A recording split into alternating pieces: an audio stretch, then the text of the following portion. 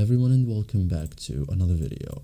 So if you see the 429 error, which is too many requests message on Etsy, it means Etsy temporarily blocked your access because too many actions or page requests were made in short time.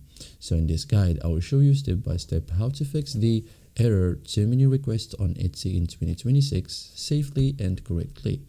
So first thing first, stop refreshing immediately. So the biggest mistake is continuing activity. Okay, so if error appears, stop clicking or refreshing.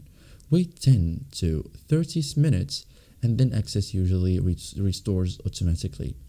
You can also log out and close Etsy completely. So for example, log out of the Etsy, or if possible, close browser or app like this and wait several minutes and reopen Etsy. Okay, start a fresh session.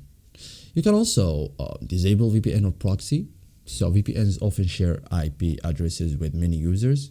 So the fix is turn off VPN, disable proxy tools, use normal home internet. Retry Etsy login or browsing after that, okay? You can also change internet connection. So your IP address may be temporarily limited.